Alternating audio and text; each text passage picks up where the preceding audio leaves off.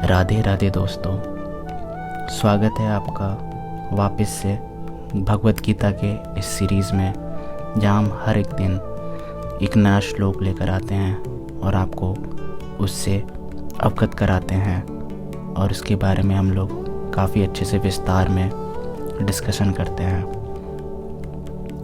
आज हम बात करने वाले हैं भगवत गीता के पहले अध्याय के दूसरे श्लोक की। हो सकता है आप सोचें, अरे ये तो छोटा सा श्लोक है, इसमें क्या खास है। लेकिन सच मानिए, यही श्लोक हमें ये समझाता है कि जब हम किसी बड़े चैलेंज का सामना करते हैं तो सबसे पहले हमारे मन में क्या चलता है, जैसे डर, घबराहट और इनसिक्योरिटी। तो आइए आज हम इसे विस्तार से समझते हैं और जानने की कोशिश करते हैं कि ये श्लोक सिर्फ दुर्योधन की कहानी नहीं है, बल्कि हमारी अपनी ज़िंदगी का भी आईना है। तो श्लोक कुछ इस प्रकार है। सयज्य उवाच दृष्टदा तु पांडवानिकम विडम त्रियोधनस्तदा आचार्यमो प्रसंगमया राजा वचन मप्रवीत। तो इसका भावार्थ अगर हम समझेंगे तो संजय कहते हैं, जब राजा दुर्योधन ने पांडवों की सेना को युद्ध के लिए व्यवस्थित खड़ा देखा तो वह अपने गुरु द्रोणाचार्य के पास जाकर बोला। तो यहाँ पे युद्ध भूमि का दृश्य कुछ इस प्रकार है। ज़रा उस सीन की कल्पना कीजिए जहाँ कुरुक्षेत्र की भूमि पर दोनों सेनाएं आमने सामने खड़ी हैं, शंख बज चुके हैं, रथ सज चुके हैं, योद्धा तैयार हैं। एक तरफ पांडवों की सेना, भीम, अर्जुन, सात्यकी, द्रुपद, द्रौपदी के पांचों पुत्र, अभिमन्यु। दूसरी तरफ कौरवों की सेना, भीष्म, द्रोण, कर्ण, शकुनी, कृपाचार्य और दुर्योधन स्वयं। अब दुर्योधन देखता है कि पांडवों की सेना कितनी संगठित और मजबूत है। उसके चेहरे पर चिंता की लकीरें आ जाती हैं। वह राजा है, लेकिन राजा होने के बावजूद डर उसके दिल में घेर चुका है और उसी डर में वह अपने गुरु द्रोणाचार्य के पास जाता है। तो अब हम दुर्योधन की मानसिकता के बारे में समझेंगे। यहाँ एक बहुत इंटरेस्टिंग बात है। दुर्योधन को डर लगा, लेकिन उसने डर को सीधे स्वीकार नहीं किया। वह तुरंत अपने गुरु के पास गया। क्या आपने कभी गौर किया है, जब हमें किसी बड़ी परीक्षा या इंटरव्यू का डर लगता है तो हम भी तुरंत किसी गाइड, टीचर या सीनियर के पास जाकर कहते हैं, सर मुझे बताइए मैं क्या करूं। यानी डर हमें सपोर्ट ढूंढने पर मजबूर करता है। लेकिन दुर्योधन का डर और इनसिक्योरिटी इतनी ज़्यादा थी कि उसने इसे स्मार्टनेस और प्लानिंग के रूप में छिपाने की कोशिश की।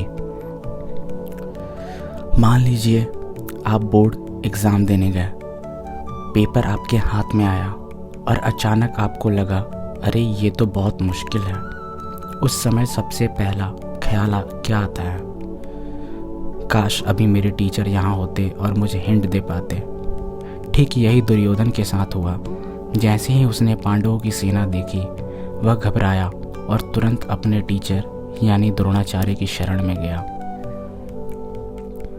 अगर कॉर्पोरेट वर्ल्ड का एग्जाम्पल लें तो एक मैनेजर को इमेजिन कीजिए, उसे पूरे कंपनी में सामने प्रेजेंटेशन देनी है। सामने बड़े बड़े इन्वेस्टर्स बैठे हैं। जैसे ही वह हॉल में घुसता है और ऑडियंस देखता है, उसके पैरों तले ज़मीन खिसक जाती है। तुरंत वह अपने बॉस के पास भागता है, सर प्लीज़ मुझे टिप्स दो।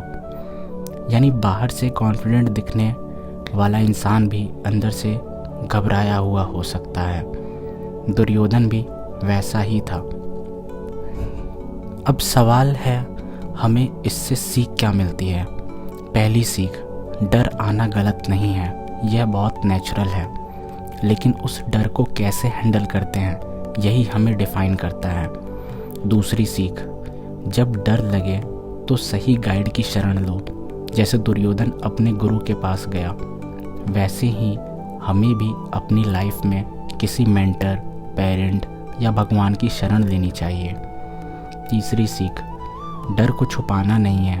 दुर्योधन की सबसे बड़ी गलती यही थी, उसने अपने डर को छुपाकर उसे ईगो और स्ट्रेटजी के रूप में दिखाया।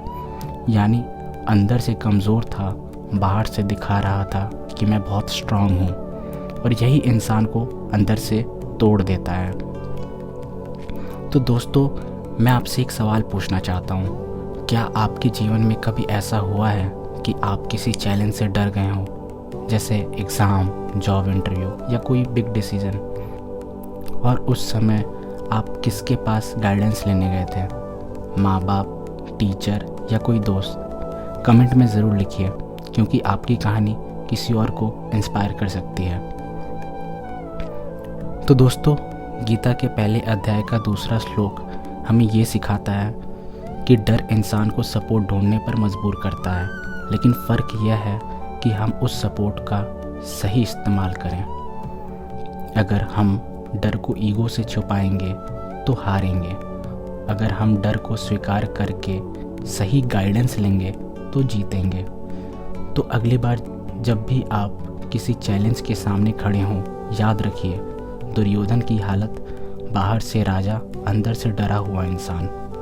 और सोचिए, क्या आप भी वैसा बनना चाहते हैं, या अर्जुन की तरह सच को स्वीकार करके भगवान की शरण लेना चाहते हैं? यही है इस श्लोक की असली शिक्षा। जय श्री कृष्ण। अगर आपको ये व्याख्या पसंद आई हो तो वीडियो को लाइक ज़रूर कीजिए, ताकि ये ज्ञान और लोगों तक पहुंच सके। अपने विचार और अनुभव कमेंट्स में लिखना ना भूलें, क्योंकि आपका एक अनुभव किसी और के जीवन में प्रेरणा बन सकता है। और अगर आप हर मंगल और शनिवार सुबह 6 बजे नए श्लोक के साथ जुड़ना चाहते हैं तो चैनल को सब्सक्राइब करके बेल आइकन ज़रूर दबाएं।